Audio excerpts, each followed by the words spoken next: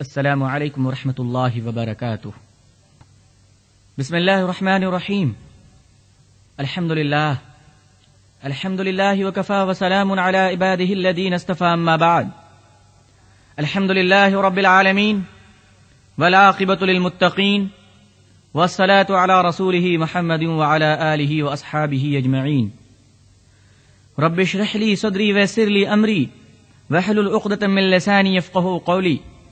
رب یسر ولا تعسر وتمم بالخیر۔ رب زدنی علما رب زدنی علما رب زدنی علما۔ فاعوذ باللہ من الشیطان الرجیم، بسم اللہ الرحمن الرحیم۔ الرجال قوامون علی النساء، صدق اللہ العظیم۔ حضرات محترم، بزرگان اکرام، نوجوانان اسلام، عزیزان گرامی، پردنشین عفت مائیں اور بہنیں، عمائدین شہر، سامعین عزام، آج جو حالات ہمارے سامنے ہیں اور جو معاشرے کی صحیح تصویر ہمارے سامنے آ رہی ہے، اسے دیکھ دیکھ کر اور اسے پڑھ پڑھ کر ہمارے دلوں میں غم و الم کا ایک طوفان اٹھ رہا ہے کہ اے میرے مولا، ہم انسانیت کے چمن میں ہیں یا درندوں کے کسی جنگل میں ہم زندگی بسر کر رہے ہیں۔ ایک ایک لمحہ، ایک ایک گھنٹہ انسانیت اور شرافت کے ساتھ زندگی گزارنا مشکل ہو گیا۔ آج انسان سے ڈر رہا ہے، انسانیت کے نام سے خوف معلوم ہو رہا ہے۔ سمجھ میں نہیں آتا کہ انسان کی شکل میں یہ درندے کہاں سے آ گئے۔ انہوں نے شیطان کو بھی شرمندہ کر دیا۔ بزرگوں، روزانہ ہم اخبار میں پڑھتے ہیں کہ آج فلانی جگہ پہ ایک معصوم لڑکی کو زندہ جلا دیا گیا، آج فلانے مقام پر ایک نوجوان نے اپنی نوبہائتی بیوی کو جلا دیا، فلانی جگہ ایک بھائی کے بہن کو زندہ جلا دیا گیا۔ آخر اس جلتی ہوئی تصویروں کو دیکھتے ہیں، ان رپورٹ کو پڑھتے ہیں تو دل یہ پوچھتا ہے کہ کیا جرم تھا اس کا، کیا گناہ تھے اس کے، کیا پاپ تھے اس کے، کس جرم کے بدلے میں ایک انسان کو زندہ جلایا گیا۔ کسی کی معصوم بیٹی کے جسم پر پیٹرول چھینٹتے ہو، مٹی کے تیل چھینٹتے ہو اور آگ لگا دیتے ہو، تمہارے دلوں میں سوال نہیں اٹھتا کہ بتاؤ اس معصوم سے اور نازک سی زندگی نے وہ کون سا جرم کیا تھا جس کی سزا تمہاری عدالت نے اسے موت لکھ دیا۔ دوستو، قرآن کریم نے کہا الرجال قوامون علی النساء، کہ ہم نے مردوں کو عورتوں پر قوام مقرر کیا۔ مطلب یہ ہے کہ مرد عورتوں پر سردار ہے۔ اللہ نے اس آیت کے ذریعے سے مردوں کو اس کی حیثیت، اس کی اوقات، اس کی بساط، اس کی شخصیت اور اس کی ذمہ داریوں کو مردوں پر واضح فرمایا۔ تمہاری حیثیت کیا ہے؟ تمہاری حیثیت قوام کی ہے، یعنی سردار کی ہے۔ تم پر لازم ہے کہ تم محنت سے کمائی کر کر حلال رزق کے ذریعے سے اپنی بیوی کے نان و نفقہ اور اپنے بچوں کی پرورش کرنا یہ مردوں پر فرض ہے۔ فرمایا اپنی بیوی کی عزت و آبرو اور ناموس کی حفاظت کرنا یہ تم پر لازم ہے، کمانا یہ بیوی پر لازم نہیں ہے۔ شوہر کو دولت دینا یہ بیوی کی ذمہ داری نہیں ہے۔ پیسے کمانا، بازاروں میں جانا، فیکٹریاں چلانا، دکانوں پہ بیٹھنا، ریسپشن کو سنبھالنا یہ ذمہ داری عورتوں کی نہیں بلکہ مردوں کی ہے۔ تم دنیا سنبھالو، عورتیں گھر کو سنبھال لیتی ہیں۔ تم زمانے سے لڑتے رہو، یہ عورتیں تمہارے گھر کو جنت بناتی رہتی ہے۔ الرجال قوامون علی النساء، لیکن آج اس کا معنی بدل دیا گیا، آج اس کے جغرافیے بدل دیے گئے، آج اس کا ترجمہ الٹا کر دیا گیا۔ جو لڑکا شادی کرتا ہے اس پر لازم ہے کہ وہ جس گھر سے اپنی بیوی کو لا رہا ہے اس کے ماں باپ کے غمگین اور دکھے دل کو کچھ سہارا کر کر آئے، کچھ پیسے، کچھ دولت دے کر آئے۔ اسی لیے اسلام نے فرمایا کہ تم پر مہر کا ادا کرنا واجب ہے، بغیر مہر کے نکاح نہیں ہوتا۔ تم اپنی دولت بیوی کے حوالے کرو، مگر یہ آج کے ڈاکو اور فقیر ہیں جو بیوی کے باپ سے مطالبہ کرتے ہیں کہ ہم بھکاری ہیں تمہارے در کے، تمہاری بیٹی کے ہم کتے اس وقت بنیں گے جب تم ہمیں خرید لوگے۔ آپ کی فیس کتنی ہے جناب؟ آپ ہماری بیٹی کے غلام بنیں گے؟ کہاں جناب بن جائیں گے؟ کہا کیا چارجز ہیں آپ کے؟ کہا میں SLC فیل ہوں، 15,000 روپے میں کام چل جائے گا۔ کہا جناب آپ کی فیس کیا ہے؟ کہا جناب میں ایم اے ہوں اس لیے 1 لاکھ روپے چاہیے، میں MBBS ڈاکٹر ہوں اس لیے ماروتی کار چاہیے۔ الگ الگ لسٹ بنے ہوئے ہیں آج کے زمانے میں فقیروں کی، یعنی ان کے گریڈ سے ان کے مقام ہیں کہ یہ 10,000 کے فقیر ہیں، یہ 15,000 کے فقیر ہیں۔ یہ آپ کو ماڈرن فقیر ملیں گے۔ زمانے میں ترقی ہو رہی ہے، پہلے لوگ ریڈیو ٹی وی کے ذریعے سے کام چل جاتا تھا، آج کل کمپیوٹر نکل گئے ہیں۔ تو جس طریقے سے دنیا میں سائنس اور ٹیکنالوجی نے ترقی کیا، اسی طریقے سے آج کی دنیا میں ماڈرن فقیروں نے بھی بڑی ترقی کر لی ہے۔ یہ ماڈرن فقیر ہیں۔ مثال کے طور پر دیہات میں آپ چلے جائیں، قریوں میں اور ولیجز میں آپ چلے جائیں، وہاں آپ کو ایک فقیر ملے گا۔ السلام علیکم بھائی صاحب۔ وعلیکم السلام۔ دے دو کچھ اللہ کے نام پر۔ آپ اس فقیر کو 10 پیسہ دے دیجئے، وہ دعائیں دے کر خوش خوش چلا جائے گا، کہے گا بھائی کتنے داتا ہیں، کتنے سخی ہیں، انہوں نے مجھے 10 پیسے دے دیا۔ لیکن اگر آپ بنگلور کے MG روڈ میں، بامبے کے بازار میں، دلی کے چاندنی چوک میں، مڈراس میں، کلکتہ میں، کئی بڑے شہروں میں آپ جائیں اور پاش ایریا اور VIP ایریا میں چلے جائیں اور وہاں کا فقیر کوئی آئے گا شوٹ بوٹ ٹائی لگا کر، وہ انگریزی میں مانگے گا please help me sir, please give me. آپ اس فقیر کو اگر 25 پیسے نکال کر دیں گے تو وہ فقیر 25 پیسے لے گا اور الٹا آپ کی طرف دیکھے گا کہ کہیں پہلے زمانے میں یہ خود فقیر تو نہیں تھا۔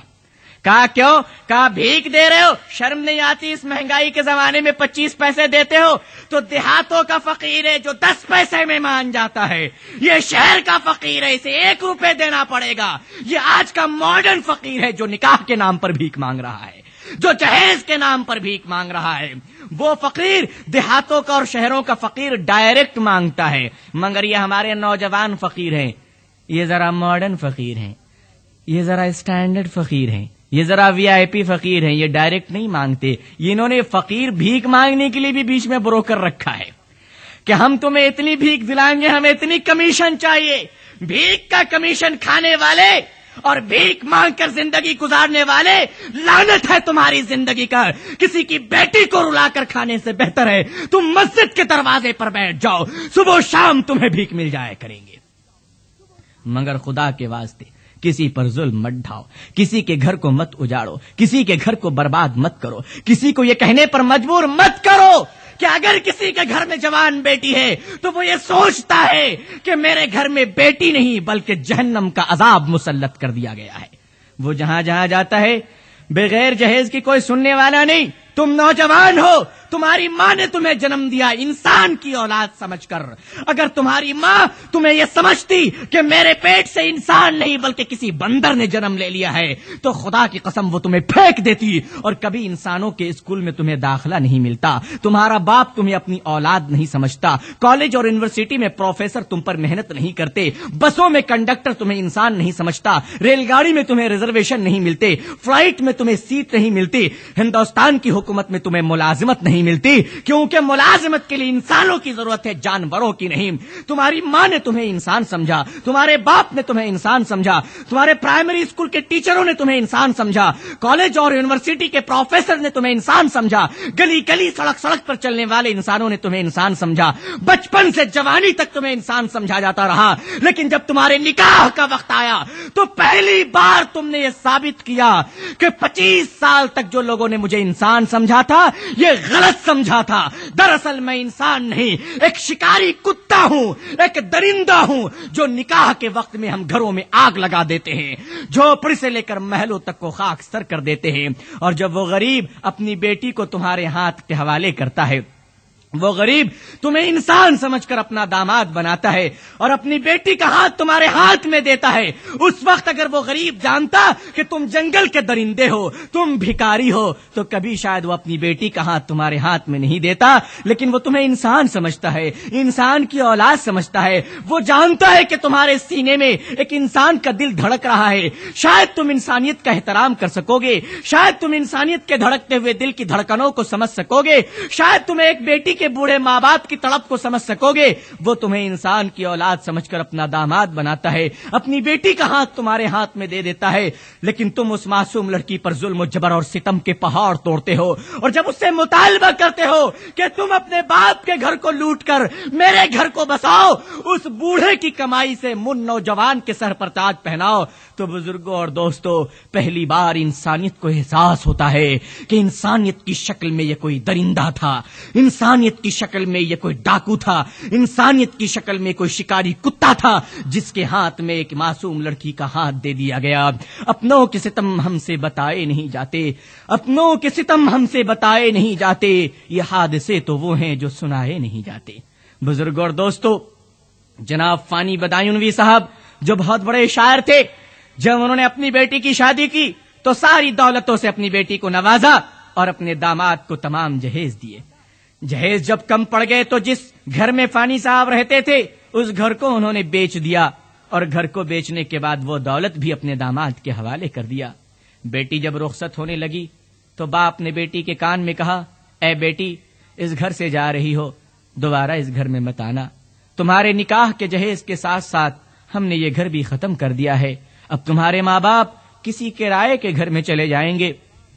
بیٹی روتی ہے، تڑپتی ہے، مجبور ہے، سسرال جاتی ہے۔ چند دنوں میں اطلاع آتی ہے کہ اس کے ظالم سسرال والوں نے اس کی بیٹی کا قتل کر دیا۔ فانی بدایونوی صاحب اپنی بیٹی کے جنازے پہ جاتے ہیں اور جا کر ایک شعر پڑھتے ہیں، اب آیا یاد اے آرام جاں اس نامرادی میں، اب آیا یاد اے آرام جاں اس نامرادی میں، کفن دینا تجھے بھولے تھے ہم سامان شادی میں، سب کچھ دے دیا تھا تیرے جہیز میں، 2 گز کے کفن کے ٹکڑے بھی دے دیتے تو کیا فرق پڑ جاتا، تاکہ آج کم از کم اس ظالموں نے تجھے قتل کیا، کفن اپنے باپ کی طرف سے مل جاتا۔ بزرگوں اور دوستو، سینکڑوں نوجوان لڑکیاں روزانہ جلائی جا رہی ہیں، اور جلتی ہوئی لڑکیاں آج معاشرے کو یہ کہتی ہوئی جاتی ہیں کہ میں جل رہی ہوں، میں مر رہی ہوں، میں جا رہی ہوں، لیکن میرے بعد تم اپنی بہن بیٹیوں کی حفاظت کر لینا، مجھے تو نہ بچا سکے مگر یہ آگ اپنے گھر میں مت لگانا، کیونکہ یہ آگ لگ چکی ہے، چنگاری سے یہ شعلہ بن چکا ہے۔ بزرگوں اور دوستو، حضور صلی اللہ علیہ وسلم نے نکاح کو آسان بنایا، سب سے آسان نکاح کو بنایا، اور سب سے مشکل کام زنا کو بنایا۔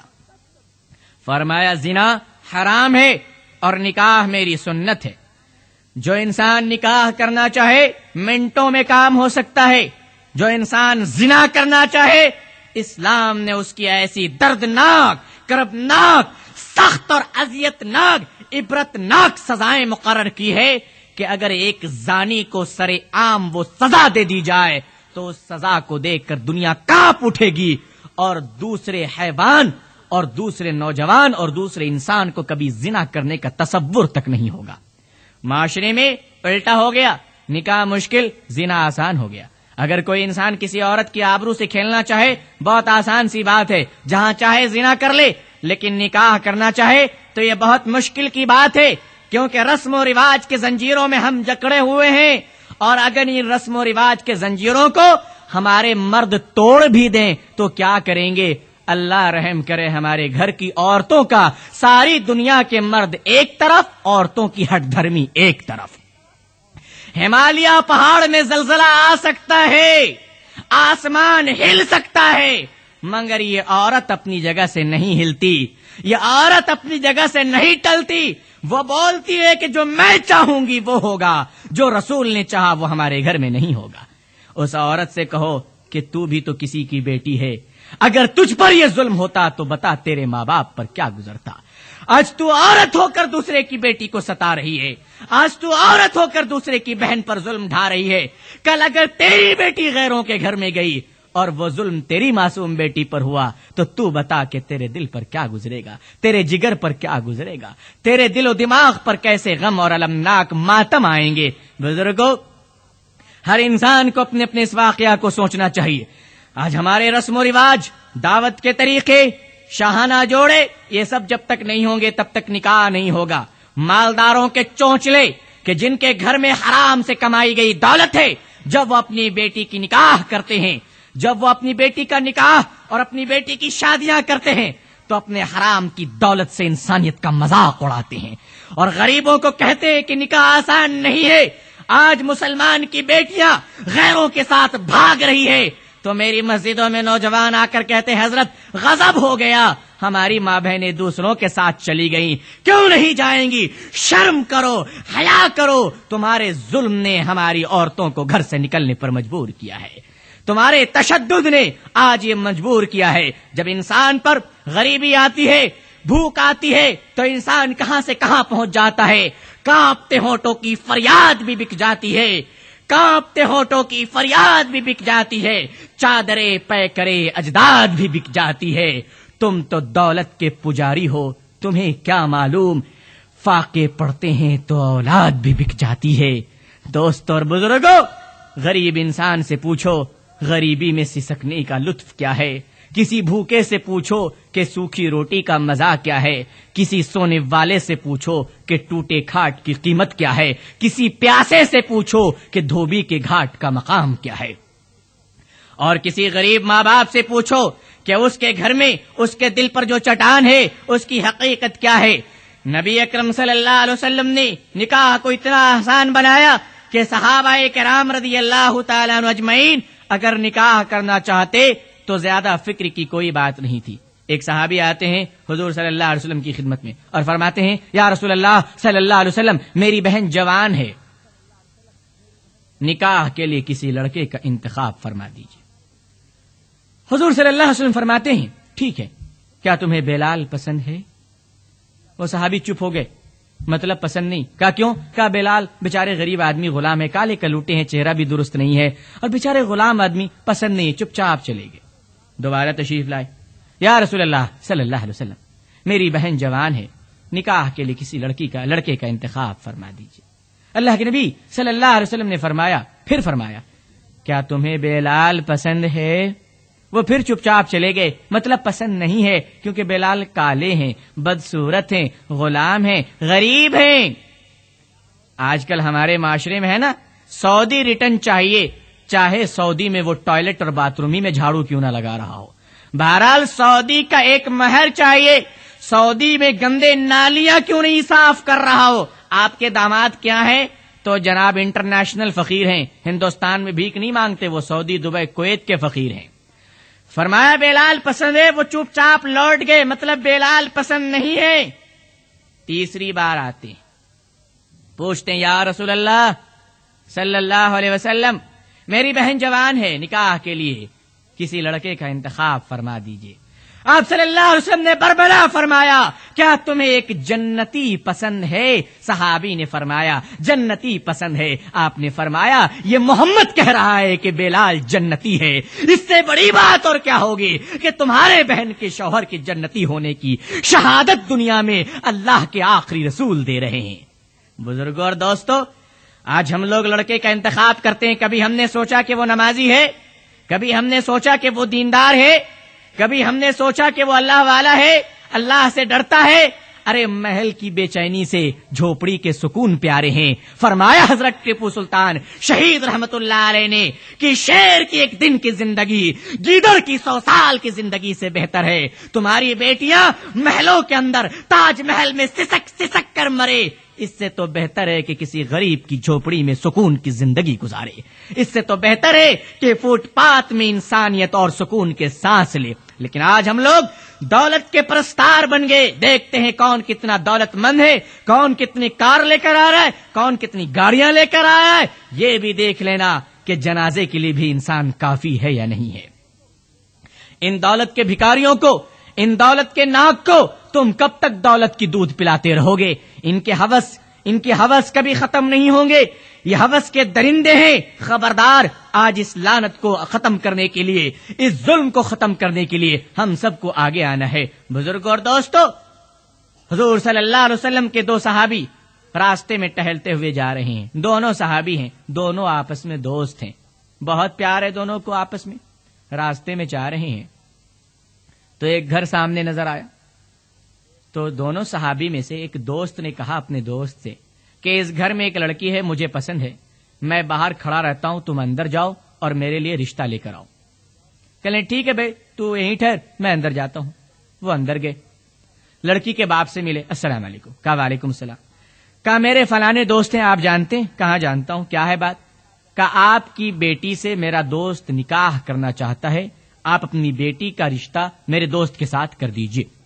وہ بیچارے دوست باہر انتظار میں کھڑے ہیں، خوش ہو رہے ہیں کہ اب میری شادی ہو جائے گی۔ یہ اندر گئے، پوچھا انہوں نے، لڑکی کے باپ نے کہا وہ لڑکا مجھے پسند نہیں، تم مجھے پسند ہو، نکاح کرو گے؟ انہوں نے کہا ٹھیک ہے میں نکاح کروں گا، کہا بیٹھو۔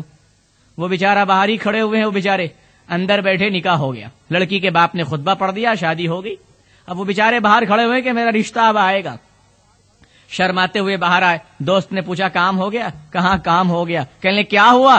کہہ رہے رشتہ تمہارا لے کر گیا تھا، نکاح میرا ہو گیا۔ کہا ہے تم نے نکاح کر لیا؟ کہا اس نے مجھے پسند کیا، میں نے کر لیا۔ ہم لوگ ہوتے کیس کرتے، مقدمہ کرتے، مسجد کے بے نمازی صدر کو بلاتے کہ میٹنگ کر دو، کمیٹی کر دو، فیصلہ کر دو، مرڈر چلتے، دشمنی چلتی، خاندان دشمنی چلتی۔ کہتے ہیں تو نے اتنی بڑی غداری، اتنی جرأت کہ رشتہ میرا لے کر گیا، کام اپنا بنا کر آ گیا۔ مگر وہ صحابی مسکرا کر فرماتے ہیں، مبارک دیتے ہیں، کہتے ہیں بارک اللہ لکا وبارک اللہ علیکا وجمع بینکما فی خیر، مبارکبادی پیش کرتے ہیں اور کہتے ہیں میرے دوست تمہاری تقدیر میں تھا، بیچ میں رکاوٹ میں بن گیا تھا، مجھے معاف کر دینا۔ دیکھا نکاح کتنا آسان ہے۔ آج اگر ہم لوگ نکاح کرنا چاہیں 70 سال تو اسی امید پہ گزر جاتے ہیں کس گھر میں ڈاکہ ڈالیں، اس کے بعد عمر آتے ہیں اب قبر میں جانے کی، کریں گے کیا دوسرا جناب؟ حالت اور گھر اسی میں برباد ہو گئے۔ اسلام نے نکاح کو بہت آسان بنایا، بہت آسان بنایا، لیکن آج نکاح کرنا ہے، دبئی سے دوست آئیں گے، جاپان سے ملک الموت آئیں گے، امریکہ سے ملٹری آئیں گے، پھر جوتے چپل والے آئیں گے، تب جا کے ہمارا نکاح ہوگا۔ یہ آسان نہیں ہے، 2-4 لوگ بیٹھ گئے آسانی سے نکاح ہو گیا، نہیں، پوری دنیا کے ایجنٹ شیطان جب تک نہیں آئیں گے اس کے بعد شادی محل بک ہوگا 5 اسٹار لیول کے۔ ارے مسلمانوں شرم کرو، دھتکار کرو، مرو گے تو جنازے کی نماز مسجد میں ہوگی۔ تو کیسا شخص ہے کہ تجھے اپنے نکاح کے لیے خدا کا گھر نہیں مل سکا، غیروں کا چرچ لے لیا، مندر لے لیا، شادی محل اور کلیانہ منڈپ لے لیا، مگر تجھے اپنی بیٹی اور بیٹی اور بیٹے کے نکاح کے لیے، خیر کی دعا کے لیے تجھے اللہ کا گھر بھی نصیب نہیں ہو سکا۔ اور اس معاملے میں کہ جب دوسری جگہ نکاح ہوتا ہے، دوسری جگہ شادیاں ہوتی ہے، جہیز لینے والے دندناتے ہوئے جہیز لینے کا مظاہرہ کرتے ہیں اور وہ پوری دولت کو طلب کرتے ہیں، ہمارے حضرات علماء بھی اس کا بائیکاٹ نہیں کرتے۔ انہیں چاہیے کہ وہ اپنی سخت دل اور اپنی شریعت مطہرہ کی پاسبانی کا مظاہرہ کریں اور اعلان کر دیں کہ ایسے لوگ جو سنت کا مذاق اڑاتے ہیں، شریعت کے ساتھ کھلواڑ کرتے ہیں، ہم علماء ان کے دشمن ہیں۔ اگر یہ علماء بائیکاٹ کریں، ان برائیوں کے خلاف آواز بلند کریں، تو یہ کیا اپنی بیٹیوں کا نکاح پنڈت جی سے پڑھوائیں گے؟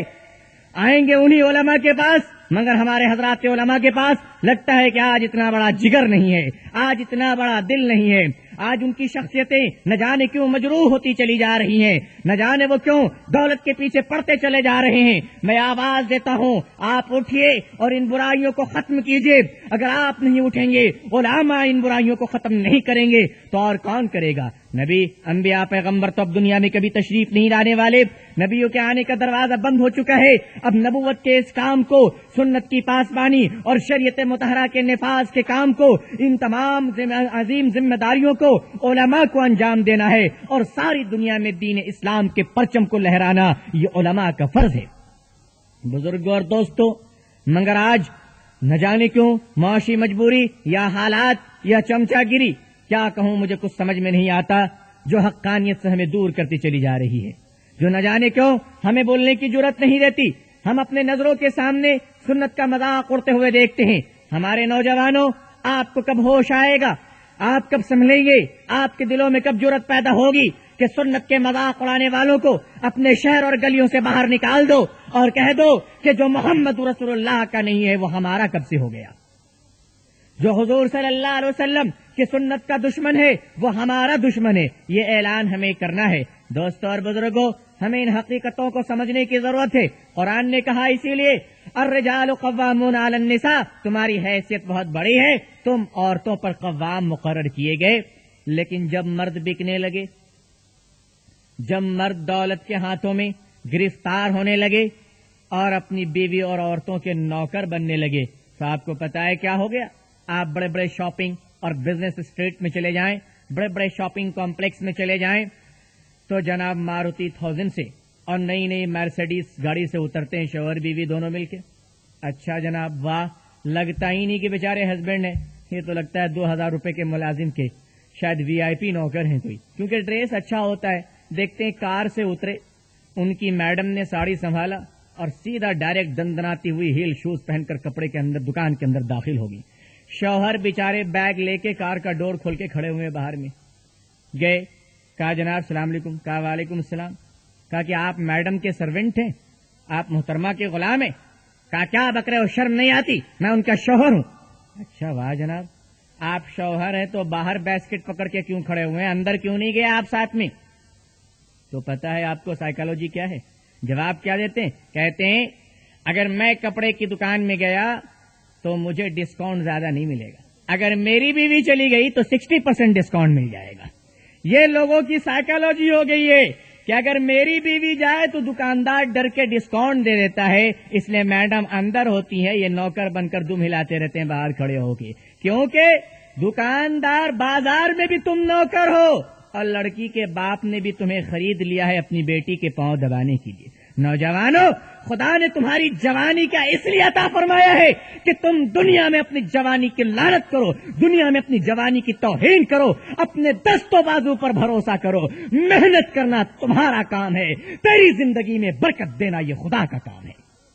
آگے بڑھ اور اپنے آپ پر بھروسہ کر, اللہ کی ذات پر بھروسہ کر. دوسروں کے مال و دولت پر کیوں لالچ کی نظر دوڑاتے ہو, کیوں نوکر بنتے چلے جا رہے ہو دوسروں کی؟ دوستو اور بزرگوں, اس کے بعد ظلم و ستم کا یہ سلسلہ زمانے اسلام کے آنے سے پہلے, اسلام کے سورج کو طلوع ہونے سے پہلے یہ دنیا بہت تاریک تھی.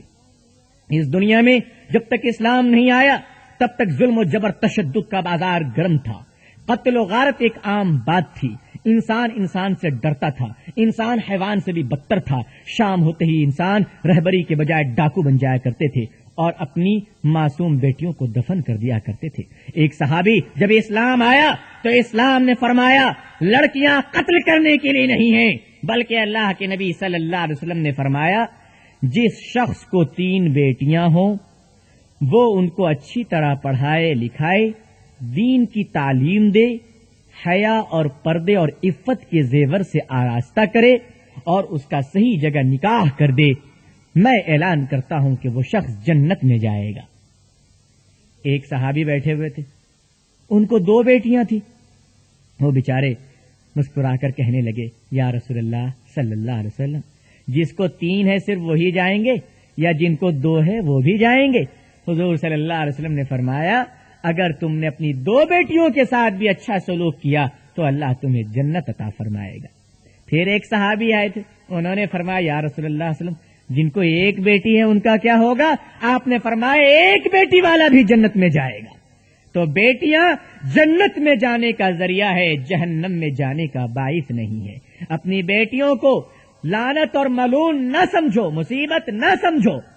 ایک صحابی آئے, کہا یا رسول اللہ صلی اللہ علیہ وسلم ایمان لانے سے پہلے ہم نے ایک بہت بڑا ظلم کیا ہے, کیا اللہ ہمیں معاف کرے گا؟ کہا کیا ظلم کیا تم نے؟ کہا میرے گھر میں بیٹی پیدا ہوئی, میں تجارت میں گیا ہوا تھا, میری بیوی نے اس بیٹی کو چھپا کے رکھا میرے ڈر سے کہ کہیں میں اس کو زندہ قتل نہ کر دوں, کیونکہ اس زمانے میں بیٹی کا پیدا ہونا منحوس سمجھا جاتا تھا. کہا کہ میں جب آیا تجارت کر کے تو میری بیوی نے میری بیٹی کو چھپا کر پرورش کیا اور بیٹی 6-7 سال کی ہو گئی. مجھے بڑا پیار ہو گیا, میں اسے اپنی بیٹی نہیں سمجھتا تھا, پڑوس کی بیٹی سمجھ کر بہت پیار کرتا تھا. اس کی معصوم آواز, اس کی میٹھی میٹھی زبان مجھے بہت بھاتی تھی, میں اس کی محبت میں گرفتار ہوتا ہوا چلا گیا. ایک دن میری بیوی نے دیکھا کہ میں اپنی بیٹی سے بہت پیار کر رہا ہوں, تو میری بیوی نے سوچا کہ اب تو دل میں بڑا پیار آ چکا ہے, اب تو شاید یہ ظلم نہیں کریں گے. تو میری بیوی نے کہہ دیا کہ یہ بیٹی پڑوس کی نہیں بلکہ یہ آپ ہی کی لخت جگر ہے, آپ ہی کی نور نظر ہے, یہ آپ ہی کی بیٹی ہے. کہا یا رسول اللہ صلی اللہ علیہ وسلم اس لڑکی کے حسن سے, اس لڑکی کی معصومیت سے, اس لڑکی کی توتلی آواز سے مجھے بڑا پیار تھا, لیکن جب مجھے معلوم ہوا کہ یہ بیٹی میری ہے تو بیٹی کے تصور سے دل میں نفرت کا طوفان اٹھ گیا کہ بیٹی میری ہے اور میں بیٹی کا باپ ہوں. میرے دل میں بہت لعنت, میرے دل میں بہت نفرت پیدا ہو گئی کہ نہیں, میں بیٹی کا باپ نہیں بن سکتا. کہا ایک دن میں نے سینے پہ پتھر رکھ کر اپنی بیوی سے کہا کہ میری بیٹی کو اچھی طرح سجا دو، کہیں گھمانے لے جانا ہے، کہیں پھرانے لے جانا ہے، سیر و تفریح کے لیے جانا ہے۔ ان کی بیوی نے اس بیٹی کو تیار کیا۔ یہ صحابی فرماتے ہیں کہ زمانے جاہلیت میں نے اپنی بیٹی کو ساتھ لیا اور باہر جا کر زمین کھودنے کا پھاوڑا لیا، اور جب ہم چلے گئے بیٹی پوچھتی ہے ابا جان کہاں جا رہے ہو، یہ کاندھے پہ یہ بوجھ لے کر کیوں جا رہے ہو؟ کہا کہ وہ بیٹی پورا راستہ مجھ سے ہی پوچھتی رہی بابا کہاں جا رہے ہو، کہاں جا رہے ہو؟ میں کچھ نہیں کہہ سکا، چلتا گیا ایک ویرانے جنگل میں پہنچا، وہاں میں نے اپنی بیٹی کو کنارے بیٹھال دیا اور اپنی ہی بیٹی کو زندہ دفن کرنے کے لیے قبر کھودنے لگا۔ قبر کھودتا تھا، مٹی اچھل کر میری داڑھی اور میرے بالوں میں آ جاتے۔ میری معصوم بیٹی، میری چھوٹی بیٹی دوڑتی ہوئی آتی اور میرے بالوں کو جھاڑ دیتی اور کہتی ابا جان تمہیں تو پسینے آ رہے ہیں، یہ مٹی تمہارے کپڑوں کو گندا کر رہا ہے، کیوں تم کھود رہے ہو، کیوں تم محنت کر رہے ہو؟ وہ بیٹی میرے گالوں کو چومتی ہے، میرے پیشانی کو چومتی ہے اور مجھ سے پیار سے پوچھتی ہے ابا جان یہ پسینے آ رہے ہیں، یہ مٹی تمہارے بالوں کو خراب کر رہے ہیں، کیوں تم یہ مٹی نکال رہے ہو؟ کہا کہ وہ بیٹی پوچھتی رہی اور میرے ظلم، میں تشدد اور قتل و نفرت کی پردے میرے آنکھوں پر پڑے ہوئے تھے۔ اس معصوم بچی کی محبت مجھے متاثر نہ کر سکی اور میں کھودتا قبر بنا دیا۔ میں نے اپنی معصوم بیٹی کو بلایا، کہا کہ آؤ بیٹی دیکھو یہ کیسا ہے۔ بیٹی آتی ہے، باپ کے کاندھے پر چھلانگ لگانے جاتی ہے کہ وہ ظالم باپ اپنی بیٹی کو ظلم سے توڑتا نکالتا ہے، ہٹاتا ہے اپنے جسم سے اور اٹھا کر اس قبر میں ڈال دیتا ہے، پھینک دیتا ہے۔ وہ لڑکی چیختی ہے ابا جان مجھے بہت زیادہ چوٹ لگ چکی ہے، ابا جان مجھے بچا لو، میرا کیا جرم تھا، میرا کیا پاپ تھا، اے میرے باپ تم مجھے کیوں دفن کر رہے ہو؟ کہا کہ وہ بیٹی چیختی رہی اور میں اس کے جسم پر مٹی ڈالتا رہا، وہ چیخ کر روتی رہی اور میں نے اس کو زندہ دفن کر دیا۔ بہت دور تک اس کے رونے کی آواز آتی رہی ابا جان مجھے اکیلے مت چھوڑو، ابا جان مجھے اکیلے مت چھوڑو۔ لیکن میرے سخت دل نے، میرے پتھر کے جگر نے ایک بار بھی اس کی طرف نہیں دیکھا۔ یا رسول اللہ صلی اللہ علیہ وسلم آج بھی وہ آواز میرے کانوں میں ٹکرا رہی ہے، آج بھی وہ چیخ ہمیں سنائی دے رہی ہے۔ آج میں اپنے ظلم پر شرمندہ ہوں، تڑپ تڑپ کر رو رہا ہوں کہ ہائے میں نے کیا ظلم کیا۔ یا رسول اللہ صلی اللہ علیہ وسلم آپ فرمائیے کیا اللہ مجھے معاف کرے گا؟ اللہ کے نبی صلی اللہ علیہ وسلم نے فرمایا کہ وہ جرم، وہ گناہ تم نے ایمان کی حالت میں نہیں کیا تھا بلکہ کفر اور شرک کی حالت میں کیا تھا۔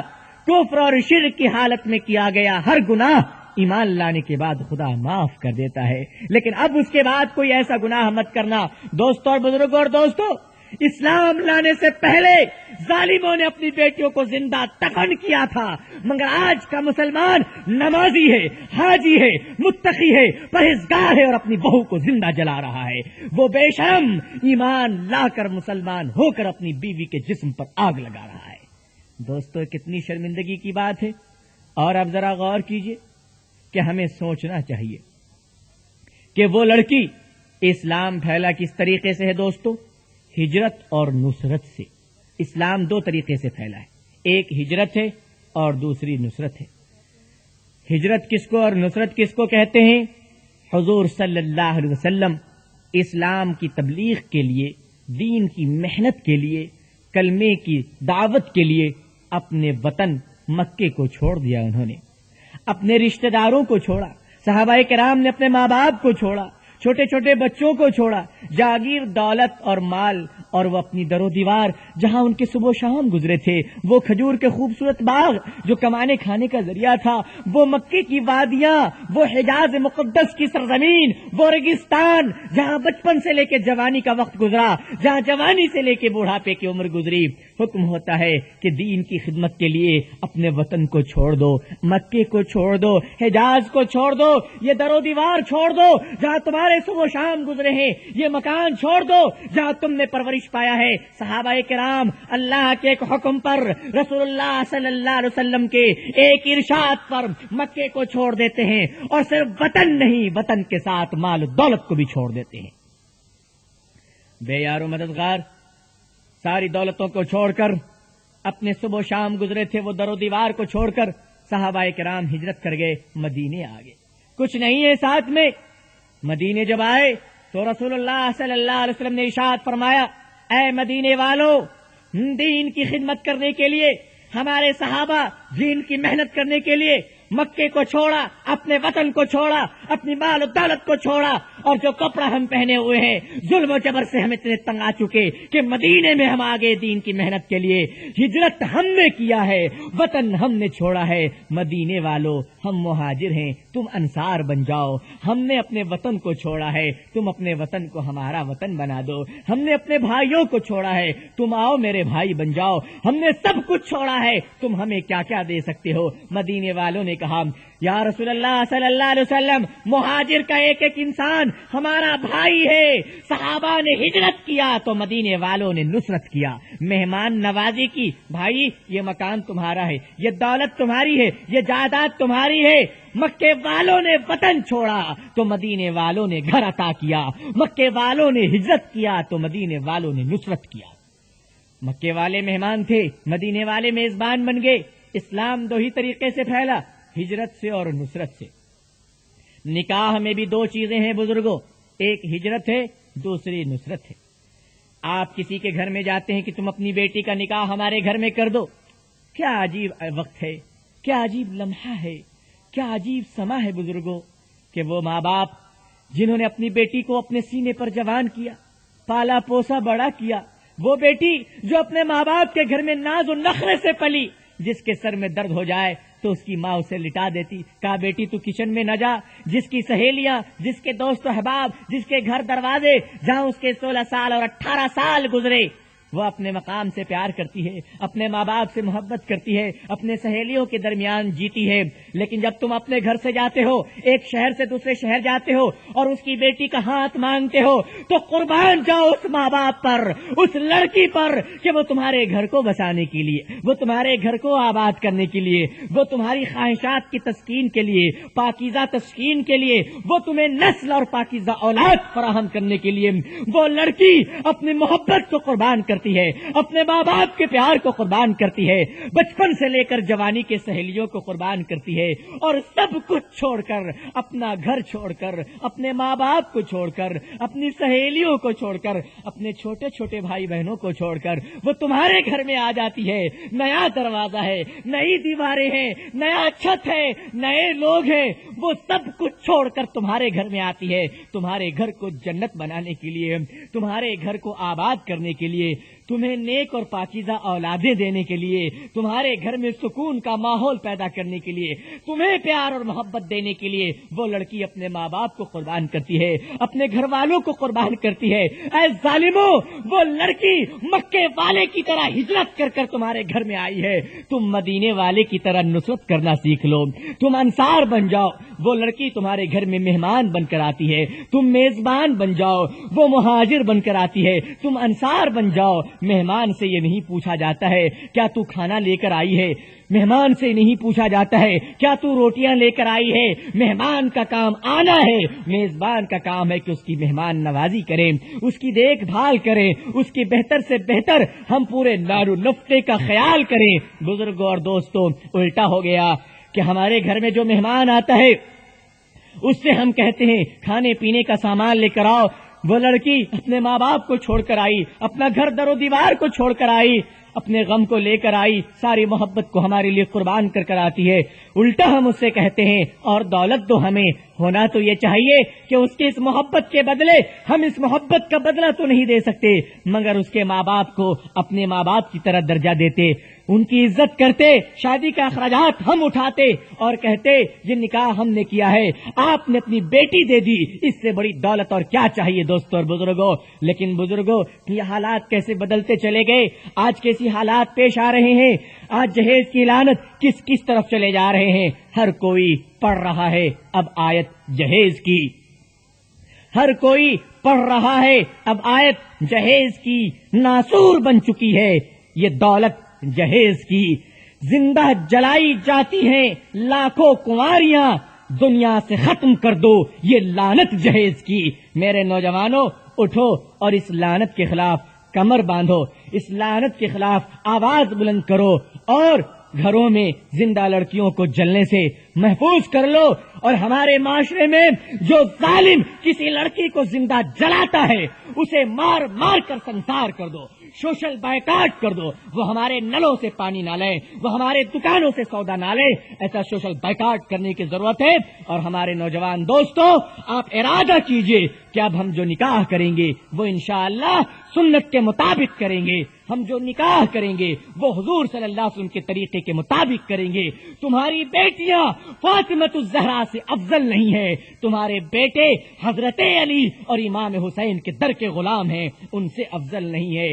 اندازہ تھا کہاں اسے اپنی تھکان کا، اندازہ تھا کہاں اسے اپنی تھکان کا، پنجرے میں ہے جو قید پرندہ اڑان کا، کچھ حادثے جو نکلے اماں کی تلاش میں، کس نے پتہ بتا دیا میرے مکان کا۔ جہیز میں آج ماں باپ اپنی بیٹیوں کو قرآن دے رہے ہیں، مگر اس کی زندگی میں قرآن کے زیور دینے کی کوئی فکر نہیں ہے۔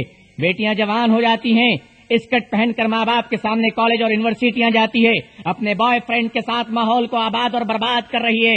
لیکن کبھی آپ نے سوچا کہ ہم نے جس بیٹی کو قرآن جہیز میں دیا ہے کاش کہ اس کی زندگی میں بھی قرآن دے دیں تاکہ گھر میں سکون کا ماحول پیدا ہو۔ لڑکیوں کو بھی چاہیے کہ وہ اپنے شوہر کی قدردانی کا طریقہ سیکھیں، اور ماں باپ کو چاہیے کہ وہ اپنی بیٹی کو دینی تعلیم کے زیور سے آراستہ کریں۔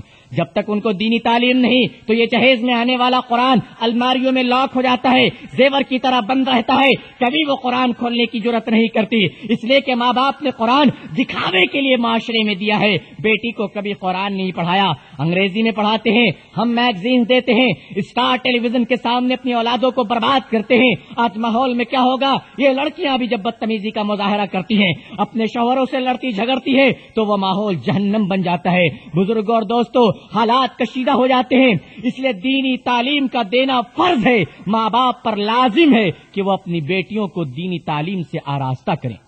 رسول اللہ صلی اللہ علیہ وسلم نے ارشاد فرمایا کہ اگر اللہ کے بعد کسی کو سجدہ کرنا جائز ہوتا، اللہ کے بعد کسی کو جائز نہیں ہے، اللہ کے بعد سجدہ رسول کو بھی جائز نہیں ہے، تو یہ مجاور برادران اور گانجا خور پیر و مرشد کو سجدہ کب سے جائز ہو گیا؟ یہ بات تو دور کی بات ہے، لیکن سجدہ اللہ کی ذات کے سوا کسی کو جائز نہیں ہے۔ فرمایا رسول اللہ صلی اللہ علیہ وسلم نے کہ اگر سجدہ اللہ کے سوا کسی کو جائز ہوتا تو میں بیویوں کو حکم دیتا کہ وہ اپنے شوہروں کو سجدہ کرے، اور 14ویں صدی کے شوہروں کو حکم ہوتا کہ وہ اپنی بیگموں کا صبح و شام سجدہ کرے، کیونکہ اس قدر بک گئے۔ تو سجدہ کسی کو جائز نہیں ہے، مگر شوہر کا اتنا بڑا مقام ہے، یہ بیچارے شوہر بھی اپنا مقام بھول چکے ہیں۔ الرجال قوامون علی النساء کا یہ مصداق بھول چکے ہیں، بس یہ دیکھتے ہیں میرے گلے میں ٹائی کتنی لمبی ہے اور میرے پاؤں میں جوتے کتنے چمکدار ہیں۔ دوستوں اور بزرگوں، ان باتوں کو یاد رکھیے اور اس کے ساتھ ساتھ اپنی اولادوں کی صحیح تربیت کیجیے۔ جو ماں باپ اپنے بیٹے کے دین کے درمیان رکاوٹ پیدا کرتے ہیں، قیامت کے دن وہ ماں باپ جس نے ظلم کیا ہے دوسروں کی لڑکی پر اور اپنے بیٹے کو بھڑکایا اور بہکایا کہ تجھے جہیز لینا ہے، تجھے ظلم و تشدد کرنا ہے، وہ ماں باپ چاہے جتنا بڑا بھی نمازی ہو اور جتنا بڑا بھی حاجی ہو، قیامت کے دن اسے ظلم کے بدلے میں جہنم کی آگ میں چلنا پڑے گا، اسے کوئی نہیں بچا سکتا۔ میرے نوجوان دوستو، آپ کو اٹھنا ہے، آپ کو فیصلہ کرنا ہے، معاشرے کو پاک کرنا ہے۔ اگر کوئی شخص سنت کا مذاق اڑاتا ہے، اگر کوئی شخص جوڑے جہیز کی رسم کو زندہ کرتا ہے، اگر کوئی شخص کسی کی معصوم بیٹی کو زندہ جلاتا ہے، آپ اس کے خلاف آواز بلند کرو، آپ اس ظلم کے خلاف ہاتھوں میں تلوار اٹھاؤ اور کہہ دو کہ ہم جیئیں گے تو دین کے ساتھ، مریں گے تو رسول اللہ صلی اللہ علیہ وسلم کے دین پر۔ اس آواز کے ساتھ آپ چلیں اور اپنے معاشرے کو پاک کریں، لعنت جہیز سے معاشرے کو پاک فرمائیں۔ ہر نوجوان ارادہ کرے کہ انشاءاللہ ہم نکاح کریں گے تو حضور صلی اللہ علیہ وسلم کی سنت پر نکاح کریں گے۔ اللہ تعالی ہم سب کو سنت کے مطابق اپنے گھروں کو آباد کرنے کی توفیق عطا فرمائے۔ اللہ تعالی ہم سب کو کہنے سننے سے زیادہ عمل صالح کی توفیق نصیب فرمائے۔ آخر دعوانا الحمدللہ رب العالمین والسلام علیکم ورحمۃ اللہ وبرکاتہ۔ پروپرائٹر فیاض احمد اعظمی، ساحل الیکٹرانک، مسجد اقصی پترے والی مسجد، دیوان شاہ درگاہ روڈ، بھیونڈی کی پیشکش۔ ہمارے یہاں تقریر، نعت، तिलावत कुरान और हिंदुस्तान व गल्फ में हुए मुशायरों की ऑडियो कैसेट VCD दस्तयाब है। राबते के लिए पता साहिल इलेक्ट्रॉनिक्स, मस्जिद अक्सा, पतरे वाली मस्जिद के गेट पर, दुकान नंबर 9, दरगाह रोड, दीवान शाह, भिवंडी, जिला थाना, महाराष्ट्र, इंडिया। प्रोपराइटर फैयाज अहमद आजमी।